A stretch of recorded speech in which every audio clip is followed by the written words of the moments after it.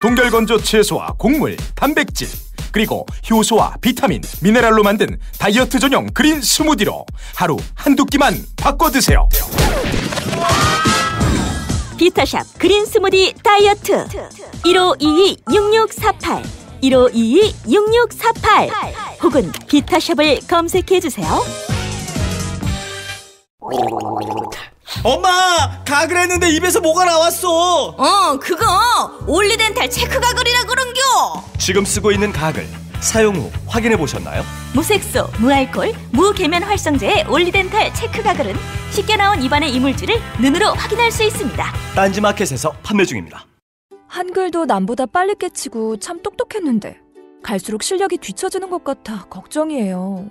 혹시 초등학교 교과서 본 적 있어요? 어려운 어휘가 너무 많아요. 학교에서는 어휘 개념을 하나하나 설명해줄 시간이 정말 부족하잖아요. 그럼 어떡하죠? 내 아이의 어휘만큼은 내가 책임져야죠. 어휘 공부의 정성. 초등어휘 3000, 초등어휘 5000. 검색창에 초등어휘 3000을 쳐보세요. 말투 하나만 바꿔도 인사평가가 달라진다. 그냥 직장인. 팀장님 보고 드릴 게 있습니다. 센스 있는 직장인.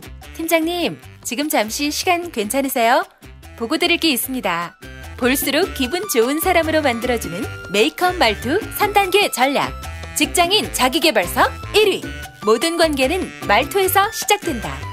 위즈덤 하우스 미디어 그룹.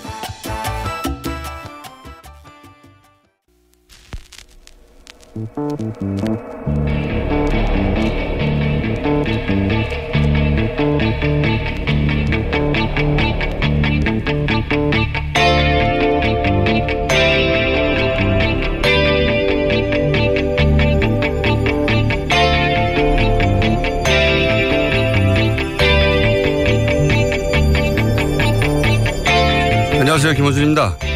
어제 국방부 업무보고 자리에서 이런 표현이 등장했습니다. 그 많은 돈으로 뭐 했나. 이 표현이 딱 맞는 예를 하나 들어보죠. 그는 작년 병영생활관 내무반이죠. 개선 작업을 마치기 위해 2조 6천억 원이 더 필요하다고 했습니다. 노무현 정부 시절 장병 한 명당 침대 하나씩 설치된 내무반으로 바꾸겠다며 시작된 이 국정과제로 그는 이미 지난 10년간 6조 8천억 원을 쓴 이후의 일입니다. 60만 명 장병에게 에이스 침대 하나씩 사줘도 6천억 원이면 됩니다. 장병 주거 면적을 6.3제곱미터로 3배 확정해 준다고 했었는데 작년 기준 공공건설 임대주택 표준 건축비가 1제곱미터당 100만 원 수준입니다.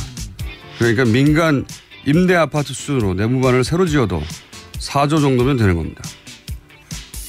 그런데 2012년에 끝났어야 할 이 사업이 돈을 다 쓰고도 끝이 안 났고 추가로 2조 6천억이 필요하다고 한 거죠. 최순실 게이트가 한창이던 작년 11월 그는 슬그머니 사업 부실 문제를 발표합니다. 하지만 예산이 어떻게 사용되는지 그 집행 내역은 제시하지 못합니다. 상세 집행 내용이 없는데 돈이 다 어디로 갔는지 알 수가 없죠. 그 많은 돈 어디로 갔나. 문재인 정부는 이 질문 5년간 절대 멈추지 않기를 바랍니다. 김원준 생각이었습니다.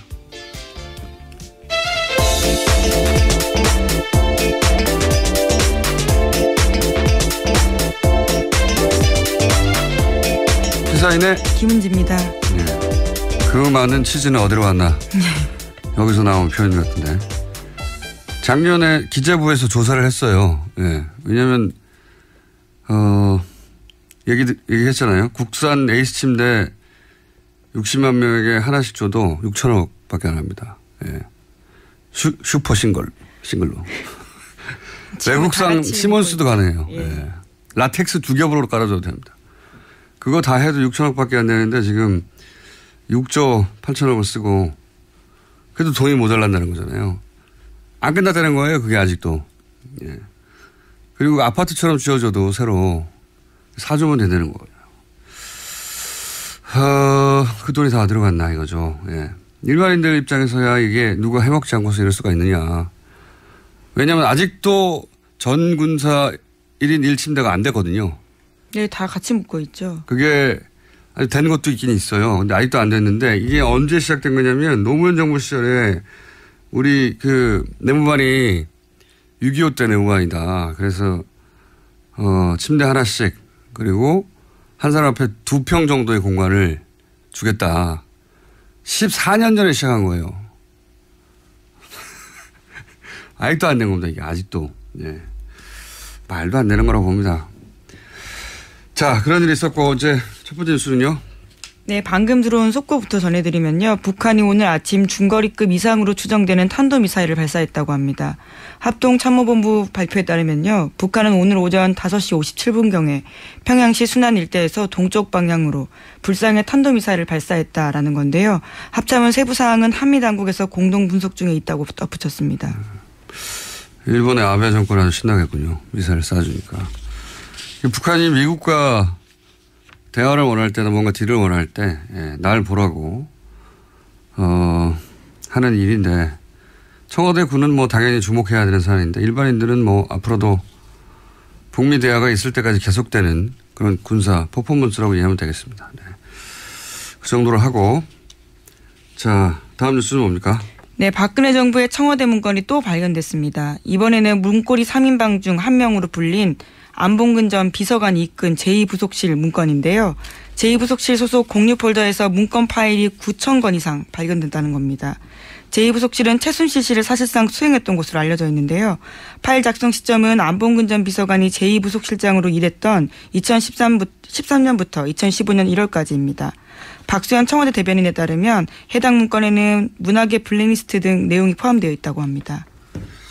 공유 폴더다 보니까 공유 폴더라는 건 이제 본인의 파일도 있지만 같이 일하는 뭐 비서실 혹은 뭐 TF가 같이 썼다는 거잖아요. 그러니까 이 부속실을 없애면서 자기 파일만 있는 게 아니니까 지우지는 않은 거죠. 예. 어쨌든 안봉근 전 비서관이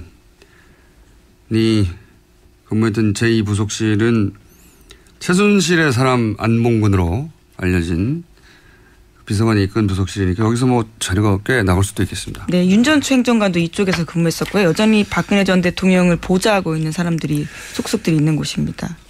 조현선 전 장관은 뜨끔하겠습니다. 왜냐하면 여기서 블랙리스트 파일이 좀 나왔다고 하니까. 또 시기가 일치해서요. 더욱 그렇습니다. 자, 다음 뉴스는요?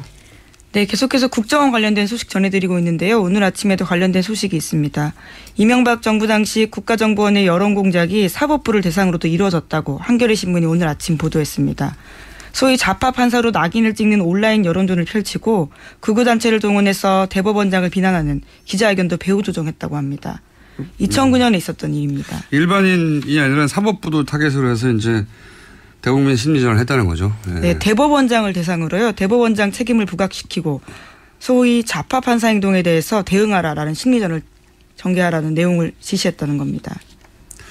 그러니까 집권한 세력 일부를 제외하고는 자기들 말을 안 들으면 다 적으로 간주한 거예요. 네. 그리고 그걸 국정원이 나서서 했다는 거죠. 예. 국정원이 어제 말씀드렸잖아요. 양아치 짓을 한 거라고. 양아치로 쓴 거죠 정권이. 네, 뭐 이 정도면 양아치를 넘어서서요. 조폭이죠, 조폭. 예. 그리고 이제 여기 그 기사를 보면 단체들 이용해서 이제 기자회견 열고 그리고 그런 단체들을 사주해서 고소고발하고 굉장히 많이 써먹었거든요. 예. 네, 이름 많이 들어보셨을 텐데요. 반핵 반김 국민협의회라는 곳이 있습니다. 이곳에서 대법원장과 박시현 대법관의 사퇴를 촉구하는 기자회견을 국정원 사주를 받고 했다라는 보도가 있습니다. 반핵하고 어떻게 반김이 붙습니까?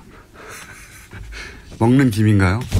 네, 아마 김대중 전 대통령을 그러니까요. 의미하는 걸로 보이는데. 그런 건데. 예.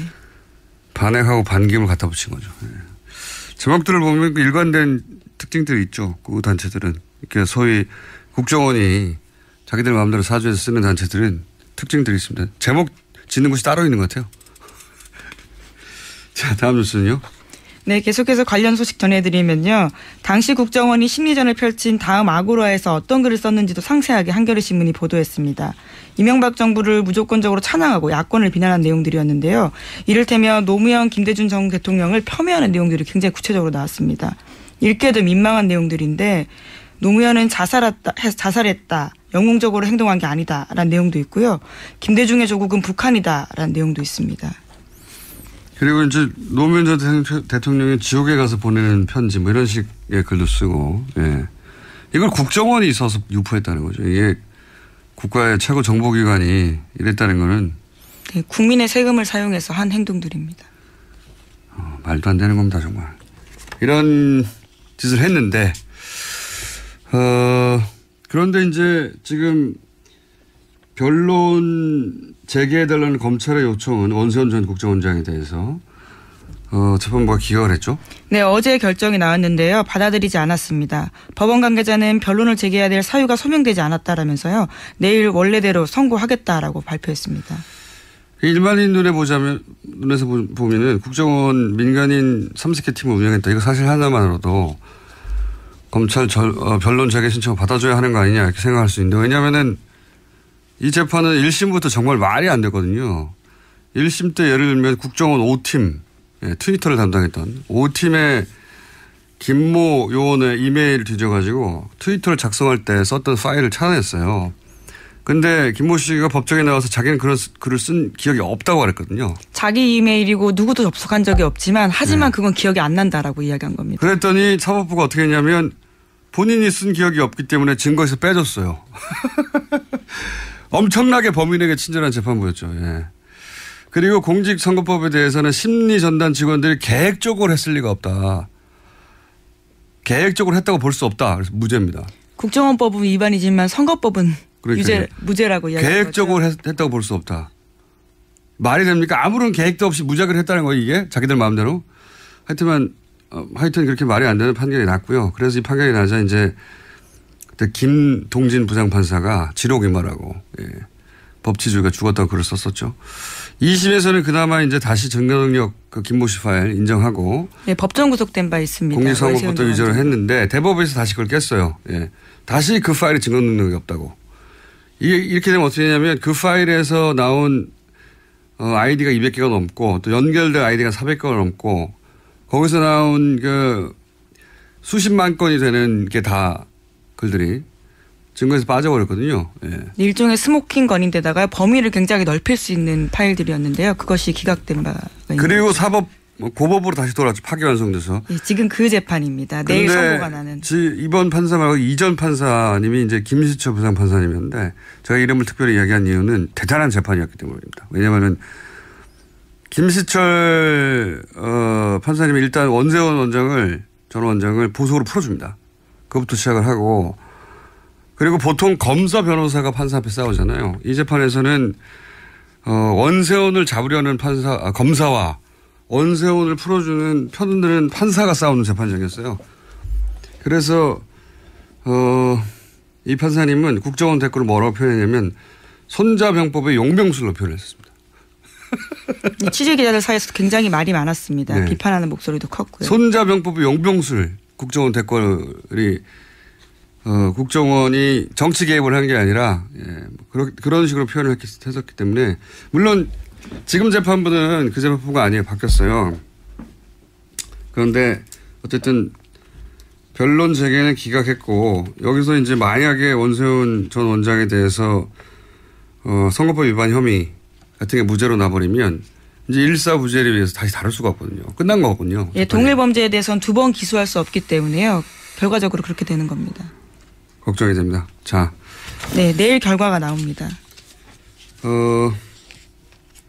하나 정도 더 할게요. 예, 오늘 미니가 있기 때문에 미니 인터뷰가 잡히겠습니다. 네, 어제 이유정 헌법재판관 후보자에 대한 인사청문회가 있었는데요. 여기서 자유한국당 정가윤 의원의 발언이 논란이 되고 있습니다. 문재인 대통령을 향해서 지속적으로 헌법을 위반하고 있다면서 탄핵 사유에 해당한다라고 발언했습니다. 예. 자기 주장으로 실제 탄핵이 될 가능성이 1%라도 있다고 생각했을까요? 그런 생각 본인도 안 합니다. 본인도 탄핵 사유라고 말해놓고 이걸로 탄핵될 리가 없다고, 확률은 제로라고 생각하면서 TV 중계될 때 이런 말을 하는 게 이제 나한테 관심 좀 가져달라는 거죠. 예. 그런 이벤트로 생각하시면 되고, 사유도 너무 억지예요. 예. 예를 들어서 뭐 신고리 건설 중단, 이게 이제 헌법 23조 사망 위반, 뭐 중단도 아니고 현재는 공론조사 준비위원회가 돌아가고 말을 있습니다. 그렇게 해서요. 예. 건설 중단 결정은 헌법 23조 3항을 위반했다 그래서 탄핵이라고 그래서 이게 뭔가 싶어 봤더니 이게 재산권 수용에 대한 조항이더라고요. 그러니까 뭐 예를 들어서 과수원에 고속도로 냈다. 그렇게 과수원 땅 수용하면 그 주인한테 보상금을 법대로 줘야 한다. 이런 소리거든요. 이게 무슨 탄핵 신고리 중단과 연결이 된 건지 모르겠는데 이해가 안 가지만 굳이 이해하실 필요는 없습니다. 아무 의미 없는 말이기 때문에. 그리고 뭐 이런 것도 있어요. 헌법에 독일에 가서 문재인 대통령이 영구적 남북 평화 공존 체제를 얘기했다. 탄핵감이다. 무슨 소리인가 했더니 영구적 남북 평화 공존 체제라는 건 남북 분단이 영구적으로 계속돼야 한다는 소리 아니냐. 통일 포기한 거 아니냐. 헌법 위반이다 했는데 이게 또 완전한 왜곡인 게 영구적 남북 평화 공존 체제라고 한 게 아니라 항구적 평화 체제라고 했어요. 여기다가 남북 공존이라는 단어를 넣어서 통일을 포기했다고 우기는 거죠. 역시 뭐 이해할 필요는 없습니다. 하여튼 뭐 그래서 탄핵이라고 열심히 주장하시고 기사도 크게 났고 포털에 그리고 욕도 많이 드셨으니까 퍼포먼스 성공한 겁니다. 오늘은 미니 인터뷰가 하나 잡혀 있어서 여기서 넘어가야 될 것 같은데 MBC, KBS 기자들이 제작 거부에 돌입했죠? 예, 경영진 사태 촉구하면서요. 제작 거부 돌입했습니다. MBC는 오늘까지 찬반 투표 진행해서요. 가결될 경우 다음 달 4일부터 총파업 들어갑니다. 네, 이 시점에 저희가 미니 인터뷰 하나 연결해 보겠습니다. MBC, KBS 기자 경영진 사태 촉구하면서 제작 거부에 돌입했는데 MBC, KBS 기자들에게 사실은 용기를 준 영화가 있어요. 예, 공범자들 저희가 가처분 신청 때 한번 연결했었는데 어제 관객 수가 15만 명을 돌파했다고 하네요.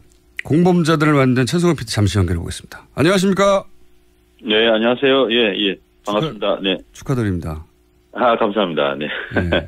자백의 흥행을 넘어선 거죠, 지금? 예, 그렇습니다. 예, 자백은 14만 3천 명이었는데 어제 공범자들이 15만 6천 명이니까. 네. 목소리가 약간 거만해지신 것 같습니다. 예. 뭐 덕분입니다. 뉴스 공장에서도 이렇게 다뤄주시고. 목소리를 쫙 알고 이렇게 거만해지신 것 같은데. 자, 사람들이 이렇게 그 공범자들을 많이 찾는 이유는 뭐라고 생각하십니까? 공영방송 내부 사정에 대해서 많은 분들이 사실 몰랐어요. 그동안 보수 언론들을 굉장히 이제 보도를 안 하고, 했기 때문에. 근데 이제 이 상황을 보니까 너무 이제 이런 일까지 벌어졌느냐. 엽기적인 상황이 보이니까 굉장히 많이 놀라시고. 예를 들어서 엽기적 상황 하나만 소개해 주십시오. 영화에 나오는. PD 수첩, 왜 아주 뛰어난 PD, 불만 제로를 기획까지 했던 그 PD를 아이스링크에 보내가지고 눈 치우도록 만드는 뭐 이런 장면들. 건강을 위해서 그런 거 아닐까요? 예? 건강을 위해서 눈 치우고.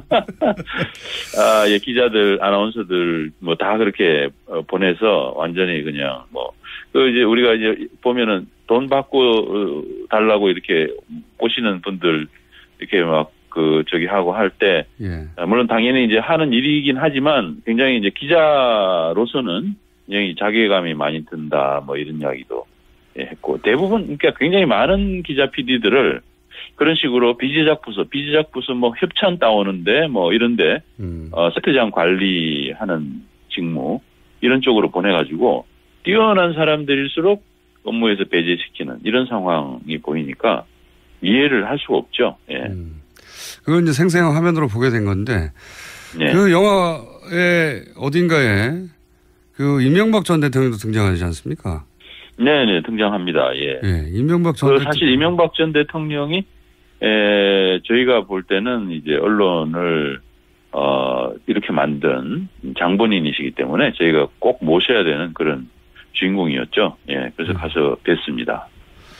그 앞에서 한없이 기다리다가 불쑥 마이크를 들이대고 그래서 찍힌 장면이 굉장히 인상적이라고 하는데. 이명박 전 대통령은 이걸 봤을까요? 영화를? 글쎄요, 뭐, 영화를 보시기까지 하셨겠어요? 근데 이제 아마 보고는 받았겠죠? 예, 보고는 받았으리라고 봅니다. 제가 그날, 이명박 전 대통령을 만났을 때, 이명박 전 대통령이 저를 기억하는 것 같았어요. 제가 4년 전에도 한번 인터뷰를 시도한 적이 있었거든요. 그때는 이제 4대강 수십 6m 예. 대통령께서 지시하셨습니까? 하면서 이제 대통령의 임기 마지막 날, 집으로 돌아갈 때, 제가 이제 환영 인파 속에 섞여가지고 질문을 던졌는데, 아마 그때 당시에 이를 좀 기억은 하시는 것 같았어요. 이번에 눈치가. 제가 최성호 PD님 얼굴이 그렇게 기억할 만큼 특별한 얼굴은 아닌데요. 근데 이제 어쨌든 제가 4년 만입니다. 반갑습니다. 이렇게 이제 질문을 하니까 이분이 굉장히 이제 반가운 얼굴로 오셨어요. 그래서 악수도 하고. 그 나중에는 이제 제가 질문을 던졌거든요. 언론의 파괴자라는 그런 평가가 있는데 어떻게 생각하시냐고 그랬더니 이제 이제 유체이탈하는 그런 답변을 하면서 저한테 딱 질문을 던지는데 요새 뭐 해요? 이렇게 물으시더라고요. 네. 관심이 좀 있으시다는 얘기죠. 그 장면이 지금 화제가 좀 되고 있고. 네. 근데 이 영화도 이제 힘이 보탬이 크게 된 것 같습니다. 이 MBC여서 KBS 기자들도 이제 제작 거부에 돌입했는데 오늘 총법 찬반 투표도 MBC 노조에서 한다고 하고 아마도 가결될 것 같은데 분위기상. 그럼요. 예, 가결될 겁니다. 네. 예. KBS도 그렇고요. 예. 이 공영방송 정상화하는 것은 어떻게 해야 되는 겁니까? 지금 과거 정권들은 힘으로 눌러서 어떻게 잘라내버렸는데 이번에는 그렇게 할 수는 없으니까 해법을 찾기가 쉽지가 않습니다. 어떻게 보십니까? 근데 지금 사실 MBC 같은 경우 특히 굉장히 저희들은 불법적인 행태들이 굉장히 많았다고 생각합니다. 예. 내부적으로 부당노동 행위부터 시작해서 여러 가지 형태의 불법 행위들이 많았는데 그걸 저희들이 계속 이제 검찰이나 노동부에도 박근혜 정부 시절 고발도 하고 방통위원회에도 이 문제 이렇게 관리 감독 제대로 하지 못하는 방문진을 해결해달라 이렇게 요구를 했었는데 지금까지 외면해 왔어요. 그런데 이제 새 정부에서는 그 문제를 원칙적으로 법과 원칙에 따라 가지고 검토를 하고 있는 중입니다. 노동부 같은 경우는 이제 특별 근로 감독을 해서 지금 이제 기소 의견으로 검찰에 송치한다는 얘기가 있고요.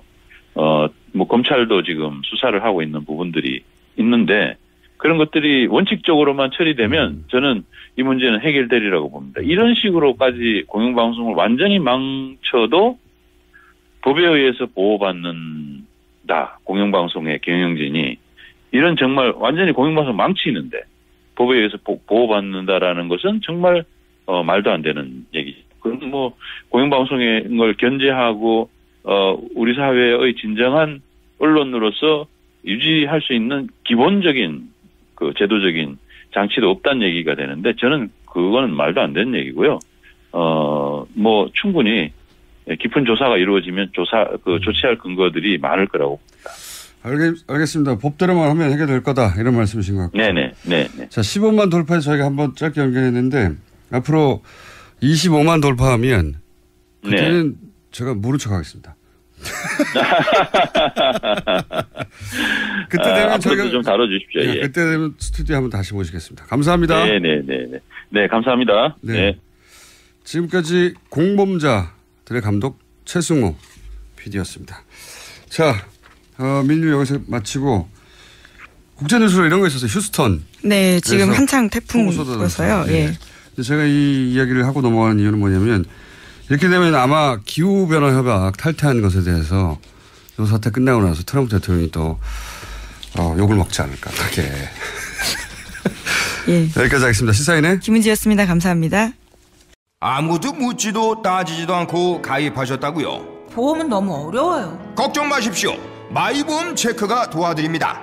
1800-7917 마이보험 체크로 지금 전화주세요.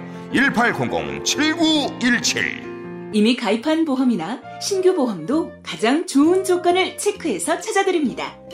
인터넷 한글 주소 마이보험.com 또는 카카오톡에서 아이디 검색 마이보험을 친구 추가하여 상담하실 수 있습니다. 모닝똥? 제겐 사치였죠. 내가 토끼인지 토끼똥이 나인지 내가 변을 본 것인지 변을 당한 것인지 나는 바나나이고 싶다. 간혹 구렁이이고도 싶다.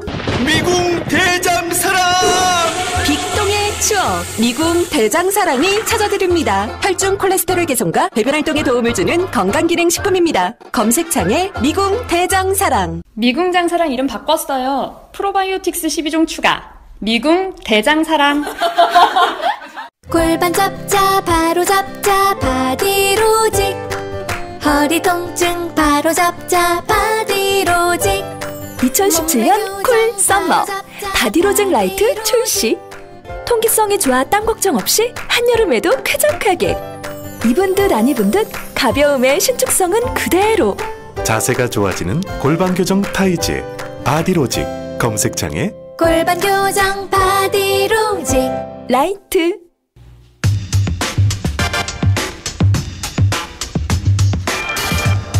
살충제 계란 파문의 중요한 원인 하나가 간과되고 있다. 이 문제는 유통구조의 문제다라고 주장하는 전문가가 있습니다. 대한민국 치킨전의 저자 정은정 박사 전화 연결되어 있습니다. 안녕하세요. 네, 안녕하세요. 네. 이 살충제 달걀 파문의 원인 중 하나가 유통구조의 문제라는 이야기는 사실, 언론을 통해서 이렇게 보도된 적이 없는데. 네. 자, 언론에서 보도되지 않은 대목 질문부터 먼저 드리겠습니다. 이번 살충제 달걀 파문은 농가 입장에서 상당히 억울한 게 있다. 생산자 조직에서 계속 사전검사 제도를 정부에 요청해 왔는데 정부가 묵살한 것이다. 이렇게 말씀하셨어요? 이거 좀 설명 좀 해 주십시오. 2011년, 그러니까 사실은 계속 조류독감이다 해서 이 축산물 안전에 대해서 소비자들 불안이 높았기 때문에 양계협회 차원에서도 좀 대응을 하자 이런 이야기들이 많았고요. 그래서 네. 2011년쯤에 입법을 요구한 적이 있거든요. 농가에서 먼저. 네, 그러니까 그 산란계 농장들의 협회인 거죠. 모임이라고 할 수 있죠. 그러니까 그 단체에서 계란의 경우에 이렇게 출하를 할 때마다 샘플링을 해서 검역을 좀 의무화해달라 오히려. 왜냐하면은 좀 불안하잖아요. 언제 걸릴지도 모르고. 그러니까 아예 제도에 위반을 해주고 그렇게 되면 이제 검역을 하거나 이럴 때는 예산이 발생을 하니까 그 부분은 사실 이제 국가에 요청을 한 거죠. 근데 이제 그런 요청들이 묵살이 됐고 거기서부터 이제 발생한 문제라고도 볼 수 있죠. 그러니까 양계 농가에서 먼저 정부에 너무 불안하니까 검역을 의무화하고 법제화 달라고 요청을 했는데 정부에서 묵살했다는 거죠? 그 당시에 사실은 이런 검역이라든가 왜냐면 조류독감 계속 터지고 구제역 터지고 이런 문제들이 발생을 했으니까 검역 자체를 아예 그러면 의무화해달라. 근데 이제 그 비용은 알겠습니다. 사실 정부 쪽 요청을 한 거죠. 예. 그렇게 농가 입장에 억울한 면이 있다는 점도 한 가지 짚으셨고 또 한 가지 짚으신 게 이것은 또 그 유통 과정의 한계 때문이기도 하다라고 말씀하셨어요. 이게 어떤 말인지 좀 설명해 주십시오. 특히 그 축산물 중에서 계란 같은 경우에 잘 깨지기도 하고요. 유통 기한도 짧고 하다 보니까 유통 비용 차지가 한 53% 정도 돼요. 그러니까 우리가 먹는 계란에서 53% 정도는 사실 유통 비용이라고 할 수 있는데요. 유통은 원래 그냥 굉장히 중요한 영역이기는 한데 이게 문제는 뭐냐면 계란이 한 개당 한 생산 비용이 120원에서 130원이 나오거든요. 계란 하나당. 예, 근데 실제로 이 생산자들이 출하를 했을 때 개당 90원에서 100원 정도밖에 받지를 못해요. 그러니까 하나씩 팔 때마다 한 30원에서 40원 정도씩 이 손해가 나니까 그것을 보전하는 방법이 사실은 굉장히 대량으로 생산을 한다던가 아니면 파란, 그러니까 깨진 계란이라든가 오란이라거든요. 오염 물질이 묻은 계란. 그러니까 실제로 폐기를 해야 되는 것들인데 그것마저도 사실 알뜰하게 출하를 해서 손실을 보존을 해야 되는 근본적인 문제가 있었던 거죠. 그렇군요. 유통비가 절반 이상 차지하기 때문에 그리고 이 도매상들이 사갈 때 계란을 원가 이하로 사가기 때문에 거길 맞추려면은 점점점 대형화될 수밖에 없었다. 대량으로 생산하고. 그리고 아무래도 가격 결정권 자체가 이 매집상들, 그러니까 큰 손이라고 이제 시장에 큰 손들이 있기 때문에 생산자들이 전혀 개입할 수가 없거든요. 그래서 그 부분도 봐주지 않으면 이런 사태는 계속 반복이 되지 않을까. 저는 이제 그렇게 생각합니다. 그렇군요. 이제 농가 입장에서는 원가가 안 나오니까 점점점 한 곳에 말에 몰아 넣어서 키울 수밖에 없고 그런데 이게 상당 부분이 유통사한테 가버리기 때문에 이 유통 구조를 개선하는 방안이 굉장히 시급하다 이렇게 생각할 수 있네요. 그렇죠. 사실 이 문제도 함께 보지 않으면 뭐 사실 근본적으로 대책을 세울 수는 없는 거죠. 방역을 아무리 잘한다 한들 지금 전체적으로 농산물의 어떤 최저 가격이 보장되지 않는 구조에서는 이번에는 계란이지만 그럼 그 다음에는 어디서 터질지 사실 알 수 없죠. 예. 그러니까 농민들이 부도덕해서 그렇다라고 하는 프레임이 있는데 네네. 그게 아니다. 예. 뭐 일부 그 책임 있는 농가들은 사실은 반성은 해야 되지만 네. 그렇게 범죄화시켜서 몰아간다고 해갖고 절대 뭐 이렇게 소비자들도 이득이 될 수는 없거든요. 지금 상태에서는. 그러니까 농가들을 부도덕하다고 그 지적하는 것으로 해결될 문제가 전혀 아니라는 말씀이네요. 말하자면. 뭐 그렇죠. 예. 오히려 농가들은 이렇게 해가지고 너무 불안하니까 안전히 입법을 요구한 적도 있고 정부가 오히려 거부했었고. 자, 이런 이야기 나옵니다. 저도 이제 그런 생각을 잘 모르면서 하긴 했는데 동물 복지를 생각하는 동물 복지에 관심을 가지고 동물 복지로 전환해서 한국 축산을 그렇게 구조 개선에 가야 된다 이런 주장이 이제 조금씩 나오고 있긴 합니다. 근데 이제 현장을 잘 아신 전문가로서 이 동물 복지를 전환하자고 하는 주장이 가진 뭐랄까요? 현실을 잘 모르는 측면 이걸 좀 설명해 주십시오.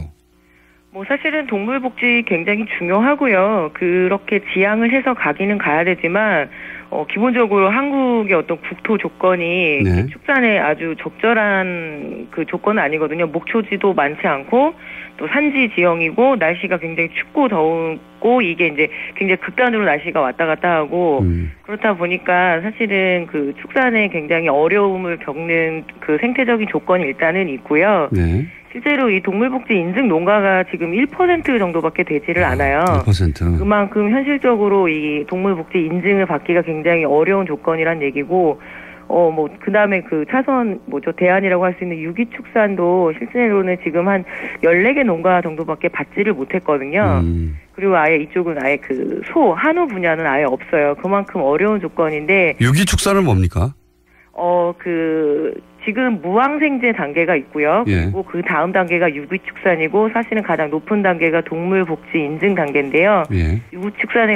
유기축산의 경우에는 그 유기사료, 그러니까 그 동물들이 먹는 사료에 대한 사양 자체가 유기사료여야 되고 그리고 좀 몇 가지 조건들이 조금 더 있어요. 그런데 그러니까 항생제를 쓰지 않는 단계, 그 다음에 사료를 친환경적으로 만든 단계, 그 다음에 동물복지 이렇게 되는 겁니까? 예, 그런데 인증 자체가 상당히 받기도 어렵고 그건 현실적인 조건이 발현이 안 된다라는 얘기거든요.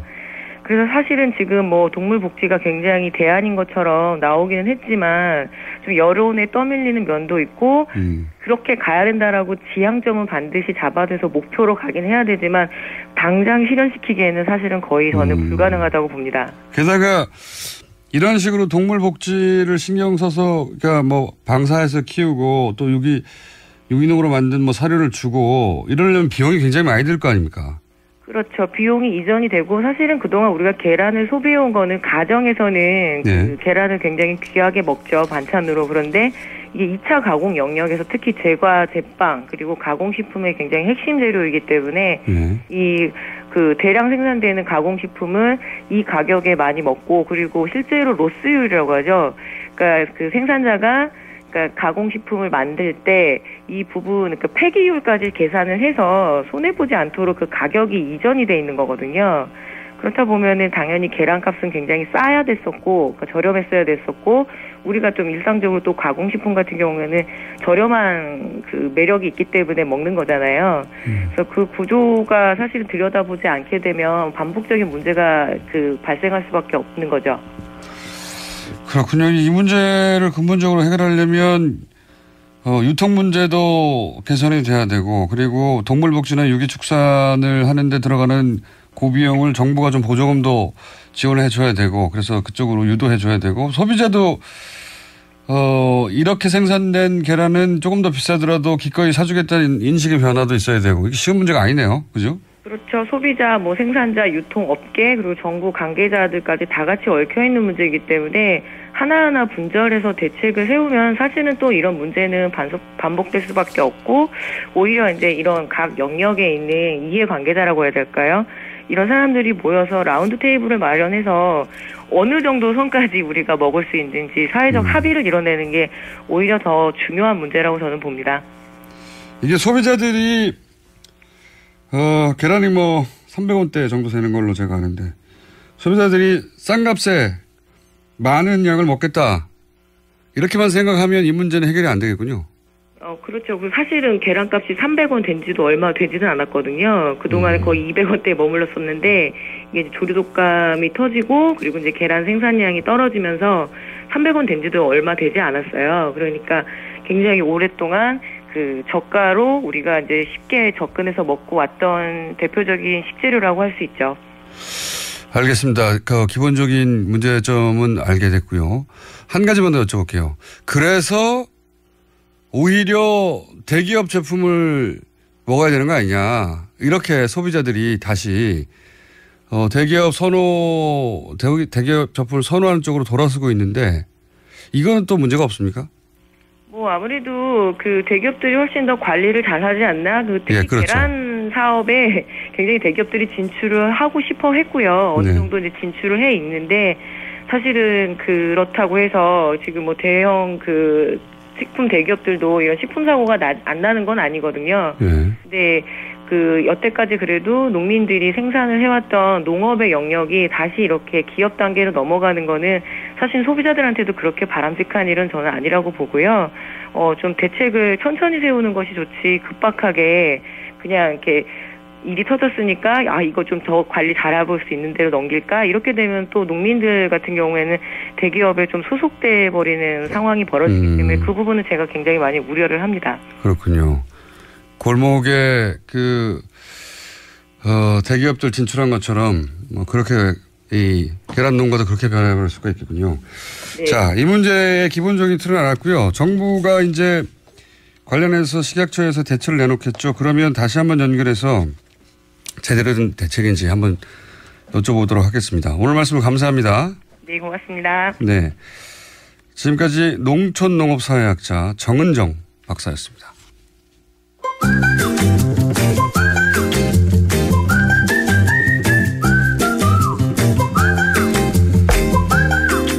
(2부에서) 만납니다. 오늘은 2부가 청취율이 더 높거든요. 칼플라니 사용연구소 정태수 선생님 나오셨습니다. 안녕하십니까? 네, 안녕하세요. 네, 2부가 한 2배는 높을 거예요. 그러니까 여기서 단번에 가입자 10명으로 올라가시기 바랍니다. 네, 확인해 보겠습니다. 자, 오늘 주제가 재밌는 걸 가져오셨네요. 이 관련형 전자담배 세금 어떻게 할 것인가. 뭐 전 관심이 없는데 김어준 총수는 관심이 있을 거예요. 흡연자들은 요즘 이렇게 관련형 전자담배, 그러니까 전자담배의 과거 형태와 다르게 찌는 담배라고 하죠. 네. 굉장히 인기 있습니다. 최근에. 근데 이제 요새 세금 올린다니까 사재기까지 일어나고 있으니까요.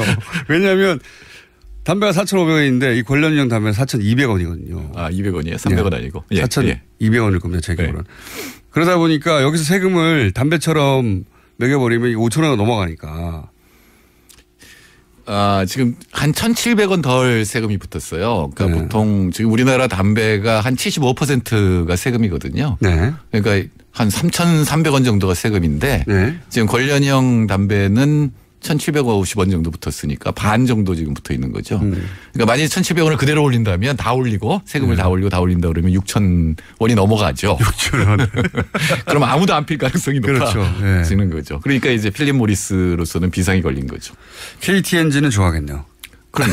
근데 지금 문제는 기재부예요. 제가 이렇게 기사를 이제 쭉 봤더니 이 김광림 의원이 제기를 해요. 자유한국당이잖아요. 근데 이 기재부 차관 출신이잖아요. 그리고 이 기재부에서 김동연 부총리가 이 부분을 갖다가 조세공백 이런 얘기를 하잖아요. 근데 이게 왜 그러냐면은 담배세에 6개의 세금이 붙어 있는데 합치면 12조 원 정도 1년에. 그리고 작년에 담배값 2,000원 올려서 5조 5천억이 더 거쳤거든요. 5조 4천억이 더 거쳤거든요. 담배 피지 말라고 하면서 정부가 만들어내죠. 그래서 이제 8%가 줄면 뭐 3조 5천억 원 정도 증세될 거라고 예상했는데 무려 5조 4천억 원. 그러니까 안 줄었다는 얘기거든요. 4,300원이랍니다. 근데 만일에 이 관련형 담배가 막 늘어나면 그렇게 되면 세수가 줄어들고 세수가 왕창 줄어들고 최대로 줄어들면 5조 원이 줄어들거든요. 세수도 줄어들지만 불공정한 경쟁이라고 생각하는 거죠. 200원, 300원도 사실은 뭐랄까요. 판매 촉진 요인이 되니까. 그렇죠. 예, 기존 담배 뭐 KTNG 입장에서는 아니 이게 똑같은 담배인데 이게 이제 꽂아서 찌는 거라고 해서 뭐 이렇게 주장하고 이 전자 관련형 전자담배 업계에서는 이게 더 좋다 몸에. 그러니까 네. 이제 그런 나쁜 요인을 제거했고 거기 들어간 비용도 있고 그리고 건강에 그만큼 좋은 거니까 더 싸게 팔을 수 있어야 되는 거 아니냐 이런 주장을 내세웁니다. 네, 그러니까 처음에 세금을 어떻게 매겼느냐라고 하는 게 굉장히 이제 우린 궁금하잖아요. 근데 네. 그걸 잘 모르겠어요. 뭐 파이프형으로 분류됐기 때문에 싸게 지금 세금이 매겼다라든가 뭐 이런 전자담배로 분류하다 보니까 네. 처음에 네, 액상 담배는 많이 붙는데 이제 이건 네. 또 고체형이기 때문에 분류를 왜 없던 종류가 생겼기 때문에 이거 도대체 어떻게 분류해야 하지 하다가 어쨌든 전자적인 장치를 활용하니까 전자담배로 분류를 해놨던 거예요. 네. 그런데 이제 실제 출시되고 보니까 사람들의 반응도 보고 그리고 실제 이제 사용된 형태를 보니까 그 일반 담배가 거의 똑같거든요. 그렇죠. 예, 그러다 보니 이제 저 세금 뭐 냄새는 덜 난다면서요. 제품에 대한 광고를 제가 하진 않겠습니다만은 이게 굉장히 많이 늘어나면 기재부 입장에서는 최악으로는 5조 정도가 줄어들거든요. 그러니까 세금이. 세금 문제죠, 세금 문제. 예, 근데 정부 입장에서 지금 그러니까 복지 예산의 증세를 5.5조 한다 그랬거든요. 네. 15조 원 늘려야 되는데, 근데 그게 열심히 5.5조 증세인데 그게 담배 하나로 다 날아갈 수도 있거든요. 또 거꾸로 생각하면 이런 것도 있습니다. 그러니까 뭐 세수가 줄어드는 거는 정부 사정인데 세수가 줄어드는 이유가 따져보면 이게 이제 필립 모리스라고 하는 외국 업체가 만든 이 관련형 전자담배 때문인데 그러면은 담배 세금이 그렇게 많이 붙어서 그렇게 비싼 거지 사실 원가로 따지면 얼마 안 되잖아요. 그러니까 25%밖에. 막대한 이익이 정부의 세금으로 가는 게 아니라 외국 기업으로 나가는 거죠. 그렇죠. 예. 그렇게 따지니까 정부 입장에서도 아니 이거 우리 기업한테 가는 것도 아니고 이렇게 빠져나가. 우리 기획재정부가 그렇게 민족적이지 않은데 어쨌든 모듈로요. 6,300원을 올리면 누가 사겠어요 그거를. 그렇죠. 이제 또 아직도 정확하게 안 나온 게 과연 이 관련형 담배가 정말 건강에 더 좋으냐. 네. 그것도 아직 확실하지가 않거든요. 그렇죠. 정부 차원에서의 조사가 끝나지도 않았고. 근데 그런 이유가 있다 손 치더라도 제가 이제 관심이 있어서 외국의 가격은 얼마나 할까. 왜냐하면은 나라마다 담배 붙는 세금의 액이 틀리고 이 관련형 담배 붙이는 세금도 다 틀리더라고요. 그러니까 우리보다 훨씬 세금이 높은 것도 관련형 전자담배는 세금이 없는 것도 다 그 나라의 담배 가격보다 조금 더 싸요. 네. 비슷하거나. 네. 그러니까 사실은 원가하고 상관없이 그러니까 이 관련형 전자담배 업계가 무슨 논리를 내세우든지 간에 그냥 그 나라의 담배값 비슷하거나 조금 싸게 하는 거죠. 더 팔리라고. 1%에서 0.5% 더 싸게 해서 파는 거죠. 그러니까 다른 논리하고 상관없어요. 잘 팔리라고 그런 거예요. 그쪽도. 그렇죠. 예, 그런 거고 지금 물론 이제 필립 모리스나 이런 데서 돈을 많이 버는데 그럼 세금을 1,700원 더 붙이면 지금 가격에서 1,700원을 올리냐 그럼 6,000원이 되는데 아닙니다. 예, 못하죠. 못하죠 거기도. 예, 거기도 못하면 자기 이윤이 줄어드는 거죠 그냥. 예, 이윤이 줄어들고 그러면 이제 모든 문제가 해결될 것 같은데 문제는 이걸 빨리 우리 정부가 빨리 이 건강이 얼마나 좋은지와 근거를 확실히 제시를 하고 세금을 올리지 않으면 이거 투자자 국가제소에 걸릴 가능성이 굉장히 높습니다. 그게 문제라고 하더라고요. 필립 모리스가 제소할 수 있죠. 필립 모리스가 오스트레일리아에 제소를 한 내용이 뭐였냐면은 우리 지금도 우리 담배 나오잖아요. 우리 담배 이렇게 좀 흉측한 이 그림들이 나오잖아요. 건강에 좋은 그림들. 근데 그거를 좀 크게 했다고 해서 투자자 국가 제소에 걸었었거든요. 사이즈를 좀 키웠다고? 예. 그러니까 그런 것도 제소 대상이 되기 때문에 이 부분은 우리 정부가 빨리 과학적 근거를 마련하고 그다음에 세금을 이렇게 올리는 것이 옳다라는 거를 만들고 빨리 하지 않으면 지금 사재기 일어나잖아요. 그럼 이미 현실에서 점유율이 막 늘어날 거 아니에요? 그렇게 되면 이거는 필립 모리스가 제소를 할 수 있는 근거가 될 수가 있기 때문에 정부가 빨리 이거는 과학적 근거를 만들고 국민을 설득해서. 설사 정부가 세금을 올리더라도 이 가격을 그러면 5,000원, 6,000원대 못 올립니다. 못 올리죠. 안 팔리니까. 네. 그렇게 되면. 그래서 그렇게는 못 하는데 그러니까 이걸 정부의 세금을 내느냐 아니면 필립 모리스의 이익으로 주느냐 이 차이라고 생각하시면 될 것 같긴 한데 근데 왜 못 올렸어요? 올릴 것 같더니 어제? 아니 반대하는 의원들이 있으니까 자유한국당 같으면 재밌잖아요. 자기들이 올려놓고 그다음에 이제 줄여야 된다고 이 서민들을 위해서 줄여야 된다고 얘기했는데 자유한국당의 김광희 의원이 올려야 된다고 얘기를 지금 제기를 한 거거든요.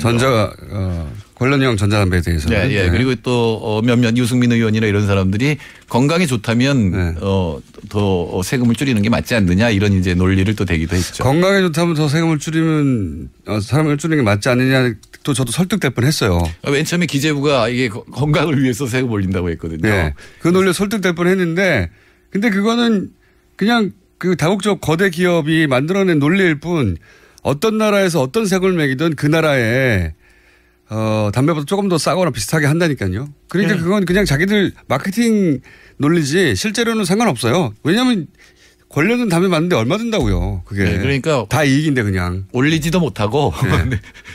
이제 세금을 줄이면 그만큼 이제 필립 모리스의 이익이 되는 건 맞죠. 그렇죠. 네. 그 부분을 어떻게 처리할 것이냐 이게 이제 과제가 되겠죠. 아, 이거 재밌는 사안입니다.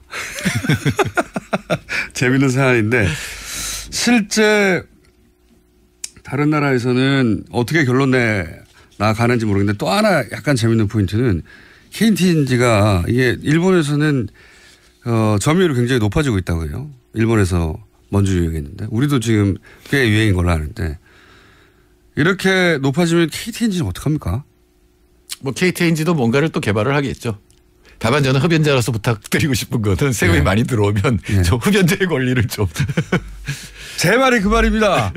세금을 많이 걷어놨으면 예를 들어서 서울역 예를 들어보죠. 서울역 앞에 흡연 공간이 있어요. 거기 들어가고 싶지 않아요. 그렇죠. 그 돈 다 어디서 썼습니까? 그 사실 흡연자들을 위한 공간에서 흡연자들이 낸 세금이니까. 네, 그 세금이 12조 원이면 너무 더러워요. 12조 원이면 어마어마한 세금이에요. 우리나라 1년에 드는 1년 전체로 걷는 상속증여세가 5조 원밖에 안 돼요. 그 많은 돈을 들여서 서울역 앞에 환기 잘 되고 깨끗한 흡연실을 못 만들어주나요? 아, 지금 처참하거든요. 거기 가보시면. 그러니까 흡연자의 건강을 위해서 좀 신경을 써달라고 얘기를. 그러니까요. 자, 세금 그렇게 많이 걷었으면은 좀 신경 좀 써주십시오. 화납니다. 그때마다.